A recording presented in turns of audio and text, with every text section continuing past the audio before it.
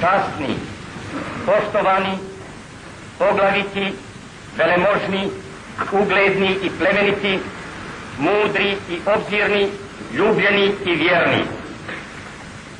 Svojim potpisom od 11. veljače 1942. godine broj 802 sazvao sam Hrvatski državni sabor u glavni državni grad Zagreb na dan 23. veljače 1942. godine, uspostavljajući tako teško stečena nezavisna država Hrvatska ostane osigurana za buduća pokoljenja i za sva vremena i da nikada više našom zemljom tuđim ne zagospodari.